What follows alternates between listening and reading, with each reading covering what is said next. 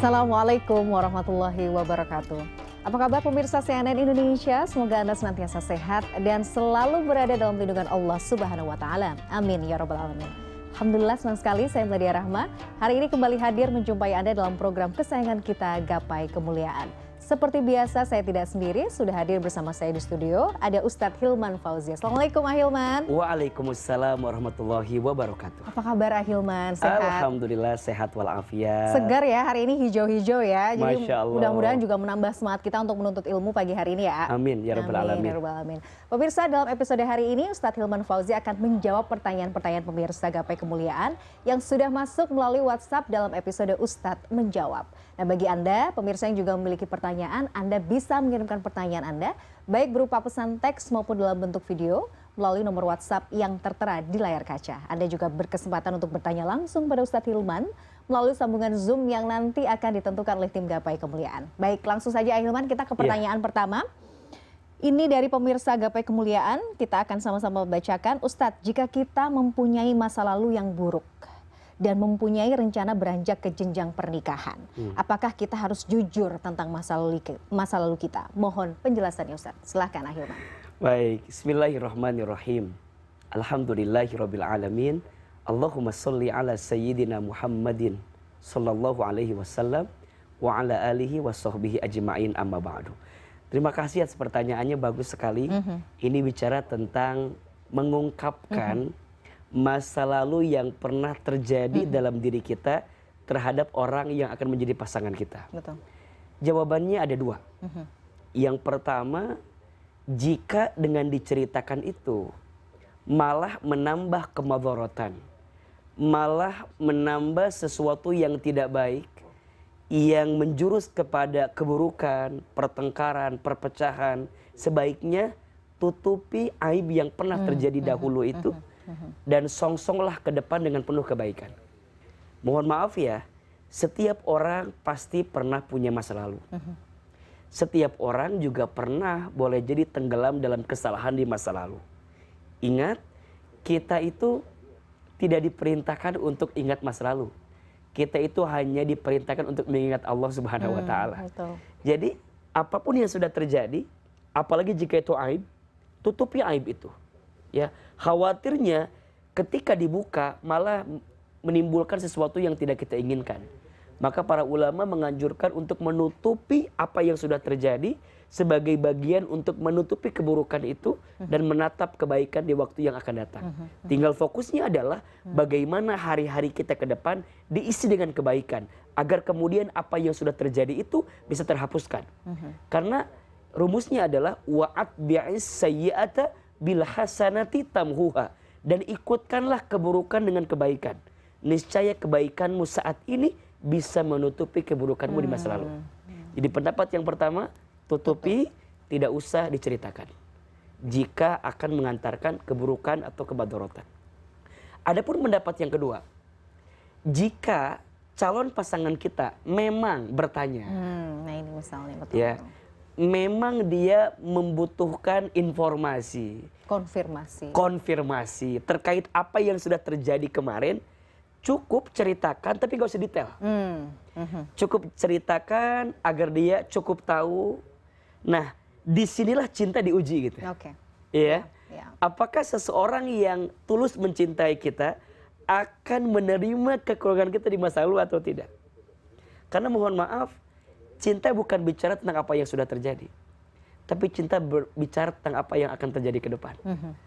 Kalau kita menemukan seseorang, dia sudah tidak mau menerima kita dengan apapun yang terjadi pada diri kita, boleh jadi dia pun juga tidak siap mencintai kita di waktu yang akan datang. Betul. Jadi, kalaupun kita ditanya, diminta konfirmasi, ya ceritakan, tapi jangan detail. Dan pastikan bahwa itu bukan berarti mengorek keburukan ya, tapi justru untuk menguatkan agar kita tidak mengulangi kesalahan yang sama untuk waktu-waktu yang akan datang. Menarik sekali, dan ini menjadi poin ya, bagaimana kemudian mungkin calon pasangan kita tuh juga akan merespon masalah kita. Kalau misalnya kemudian meresponnya dengan cara yang bijak, itu bisa menjadi poin plus sebenarnya. Betul. Tapi kalau sebaliknya mungkin bisa jadi catatan juga ya. Apakah nanti dalam kondisi-kondisi yang tidak ideal, kira-kira bisa nggak menerima? Nah itu, ya kan? Makanya pentingnya sikap ridho di rumah tangga. Sering Ahilman sampaikan ini kalimatnya, pasangan terbaik itu bukan dia yang datang karena kelebihanmu. Tapi pasangan yang terbaik adalah dia yang siap bertahan walaupun tahu kekurangan dalam dirimu. Bukan dia yang siap menunggumu di puncak, tapi dia yang siap menemanimu saat mendaki. Maka butuhnya sikap ridho di rumah tangga untuk bisa menerima keadaan itu. Nah sekarang kalau calon pasangan kita, ini baru calon loh. Iya, baru calon. Ini baru calon loh, belum nikah kan. Baru calon aja sudah, artinya kecurigaannya berlebih. Betul. Gitu ya. Ketakutannya berlebih. Bagaimana nanti kalau sudah menikah? Nah saya khawatir yang tadi Mbak Mila sampaikan, takutnya kalau ada masalah di rumah tangga nanti diungkit. Dulu sih kamu begitu, dulu sih kamu begitu. Nah maka Sulit. untuk yang sudah terjadi cukup tutup. Kalaupun ada kebaikan yang mau diambil hikmahnya silahkan. Tapi bukan untuk mengungkit kesalahan.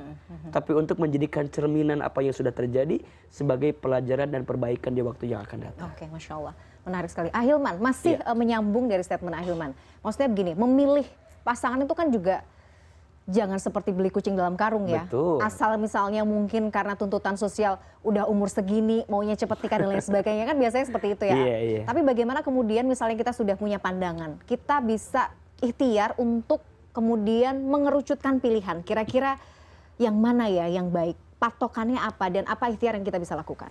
Iya, Nabi SAW bersabda, dinikahi seseorang itu kan 4 hal. Yang pertama karena parasnya, yang kedua karena hartanya, 3 karena keturunannya, 4 karena agamanya. Perhatikan poin ujungnya. Fadfar bidatidin. Maka pilihlah yang paling baik agamanya. Taribat yadak, maka engkau akan mendapatkan kebahagiaan bersamanya. Patokan-patokan ini perlu jadi catatan. Ya, kita perlu ingin punya pasangan yang parasnya baik. Kita ingin punya pasangan yang hartanya baik. Kita ingin punya pasangan yang keturunannya baik. Tapi 3 ini gak akan jadi apa-apa kalau calon pasangan kita gak punya yang keempat, yaitu agama. Berarti cari seseorang, pasangan itu yang ketika kita menatap wajahnya mengantarkan ketenangan dalam dirinya. Ingat ya, bukan tentang ganteng atau cantik, karena itu relatif. Kita nggak bisa mengukur dalam kacamata yang berbeda kan. Kemudian harta juga relatif, ya. Maka carilah orang yang kemudian saat kita berikan harta, maka calon istri ini akan bisa mengelola keuangan kita dengan cara yang baik. Termasuk keturunan. Artinya dia punya pendidikan yang baik, punya latar belakang yang baik. Dan yang paling utama adalah agama. Nah ini yang harus menjadi patokan. Apa agama itu cerminannya? Akhlak. Ya. Apa cerminan agama itu? Bagaimana cara dia mendekatkan dirinya kepada Allah Subhanahu Wa Taala. Misal sholat, kita lihat sholatnya. Ya. Makanya orang yang hari ini masih mencari pasangan terbaik, cari orang yang jaga sholat ya. Sholat aja dijaga apalagi kamu gitu. Masya Allah. Iya. Kalau sholat aja nggak dijaga. Iya. Sholat aja yang sangat penting nggak dijaga, apalagi kamu yang nggak penting-penting amat gitu kan.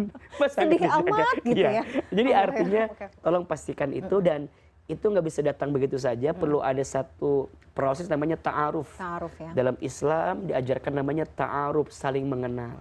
Maka dalam saling mengenal ya butuh murabi, butuh pembimbing, butuh perantara yang bisa mengantarkan kebaikan itu. Ya mudah-mudahan kita doakan di Gapai Kemuliaan yang hari ini masih menanti jodoh terbaik. Semoga Allah hadirkan jodoh terbaiknya. Dan yang sudah, semoga rukun rumah tangganya. Masya Allah, amin ya rabbal alamin. Aduh, dahsyat sekali nih nasihatnya. Kalau udah urusan masalah hati ini ya, apalagi para jomblowati, jombloan di luar sana yang mungkin masih mencari belahan jiwa, ini insya Allah tercerahkan. Amin ya rabbal alamin. Tapi sebelum kita jeda Ahilman, sebenarnya betul nggak istilah kemudian menikah menunggu mapan? Kalau dalam perspektif Islam? Enggak ya? Enggak. Mapan dalam konteks apa? Rezeki. Misalnya gitu. Saya kira kurang tepat. Karena dalam Islam justru an-nikahu miftahur rizki. Nikah itu kunci rezeki. Bahkan di Quran surat An-Nur ayat 32 Allah sampaikan, nikahkanlah seseorang di antara kamu itu. Jika mereka miskin, maka Allah akan kayakan. Maka jangan pernah membatasi rizkimu dengan menikah. Maksudnya begini, kalau nikah aku nggak punya rezeki, justru dengan menikah Allah bukan rezekinya. Kamu hidup sendiri aja ada rezeki. Apalagi kamu hidup berdua, yang masing-masing ada rezekinya kan? Kamu punya rezeki, calon pasangan punya rezeki, disatukan di satu tempat yang sama, insya Allah rezekinya ada. Cuman pertanyaannya, bersyukur nggak dengan Iya, rezeki itu? iya, iya. Cuman pertanyaannya yang kita kejar keinginan atau kebutuhan. Maka mohon maaf, rezeki itu luas dan banyak. Yang sempit hati kita, yang sedikit rasa syukur Masya Allah. di hati kita. Jadi insya Allah lah, saya kira setiap orang tuh diuji dengan ujiannya masing-masing. Termasuk kita juga nggak bisa bilang bahwa apakah rezeki itu harus bentuknya harta, enggak juga. Ya kan? Iya, iya. Ketenangan, kebahagiaan itu Kesehatan, adalah rezeki yang jauh lebih besar daripada harta yang kita miliki. Oke, Masya Allah. Hilman, menarik sekali. Masih ada banyak pertanyaan yang harus kita bahas. Kita Baik. harus jeda dulu. Tapi kita bacakan dulu di segmen berikutnya. Kita akan bahas pertanyaan dari salah seorang pemirsa Gapai Kemuliaan. Ahilman, apakah ada amalan nih yang bisa membuat hati ini agar selalu istiqomah dalam beramal soleh dan meninggalkan perbuatan maksiat? Ini beberapa kali kita bahas, tapi nanti kita akan singgung lagi ya Ahilman ya. Pemirsa jangan kemana-mana. Kami akan kembali setelah jeda yang satu ini.